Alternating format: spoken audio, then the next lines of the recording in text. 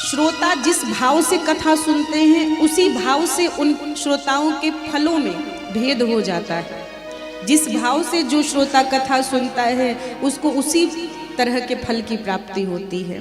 देखिए, कथा के श्रोता 3 प्रकार के बताए गए हैं। कथा के जो श्रोता हैं उनकी 3 कोटियां बताई गई हैं। पहली कोटि है, प्रथम श्रेणी है श्रोता।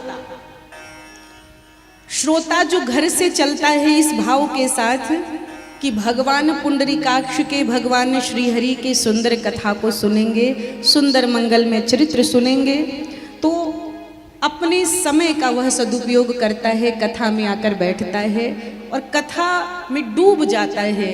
एकाग्रता से पूरी कथा को सुनकर प्रसाद ग्रहण करके घर लौटता है। ये है श्रोता जो कथा सुनने के लिए घर से निकलते हैं और जिनका मन इधर उधर भटकता नहीं है, जिनका ध्यान सिर्फ भगवान की कथा में ही होता है।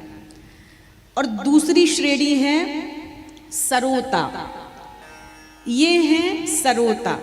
जैसे आपने देखा होगा कि जो सुपारी को काटता है सरोता, तो ऐसे ही ऐसे जो श्रोता होते हैं ना, इनका काम ही होता है कथा में आकर बैठ तो जाएंगे बिना मन के। किसी ने बहुत जोर जबरदस्ती की, कई बार कहा कि भाई पड़ोस में कथा हो रही है, गांव में अब कथा हो रही है तो जाना पड़ेगा। गांव वाले क्या कहेंगे कि गांव में कथा हो रही है और हम कथा भी नहीं सुने, एक दिन भी मंडप में नहीं दिखे। तो लाज बचाने के लिए संकोच में आकर कई बार कथा में बैठ तो जाते हैं, लेकिन मन कथा में नहीं बैठता है। शरीर तो कथा में बैठा है लेकिन मन नहीं बैठा, तन बैठा है लेकिन मन नहीं बैठा है। अब जबरदस्ती जैसे भी मन को बिठा दिया तो मन क्या करता है? मन कमियां ढूंढता है, कथा का आनंद नहीं लेता है, कथा के आनंद से वंचित हो जाता है, क्योंकि वह उसका ध्यान कमियां देखने में होता है। अरे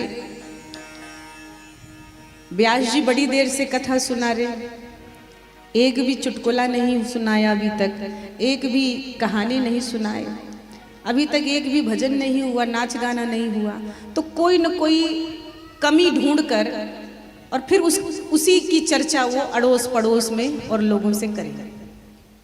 मंडप कुछ टेढ़ा नहीं लग रहा है, मंच थोड़ा और बड़ा नहीं होना चाहिए, साउंड थोड़ा सा और अच्छा नहीं होना चाहिए, संगीत और बजना चाहिए। तो उनको कोई न कोई कथा में कमी ही दिखती है, उनको कथा का रस नहीं समझ में आ पाता, उनको कथा का आनंद प्राप्त ही नहीं हो पाता, क्योंकि ध्यान कमियां देखने में है। कथा का आनंद लेने में ध्यान नहीं रहा, कमी देखने में रहा, तो वो उस परम आनंद से, सुख से वंचित रह जाते हैं। और जो कथा के श्रोताओं की तीसरी श्रेणी है वो है सोता। तो भैया कई लोगों को कई बार घर में बच्चे शोरगुल कर रहे हैं, खेल कूद कर रहे हैं, किसी दिन ठीक से नींद नहीं आई, सोने नहीं दिया, तो ऐसे लोग कथा में आते हैं ना, तो पंडाल में भैया आ करके और बल्ली ढूंढते हैं, बल्ली कहाँ है, तो कमर लगा लिया बल्ली से और टेक कर बढ़िया बैठ जाते हैं। और कई माताएं तो घूंघट है, साड़ी पहन के आई हैं तो घूंघट भी बढ़ा लेती हैं कि किसी का ध्यान नहीं जाएगा, भीड़ अधिक है, पीछे बैठे हैं तो बल्ली से बढ़िया कमर लगा के और मीठी मीठी सुंदर कथा सुन रहे हैं। तो ऐसे झपकियां भी आने लगी, जैसे ही मधुर संगीत बजा, लोग झूम रहे हैं, नृत्य कर रहे हैं, तो 2-4 झपकियां लेके थोड़ी सी नींद भी पूरी कर ली। प्रेम से बोलो, एक बार जोर से कहो। तो भैया कथा में आके नींद भी पूरी हो जाती है, जिसकी अधूरी नींद है, नींद नहीं पूरी हुई है।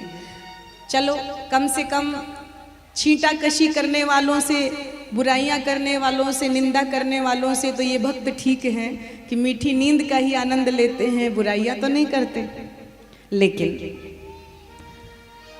कथा में आकर कमियां ढूंढने से और कथा में आकर सोने से कल्याण नहीं होगा, भगवत प्राप्ति नहीं होगी। कथा में जो श्रोता बड़े भाव से, श्रद्धा से, एकाग्रता से कथा को सुनेंगे, उन्हीं का कल्याण होगा, उन्हीं को आत्मबोध होगा और उन्हीं को भगवत प्राप्ति होगी।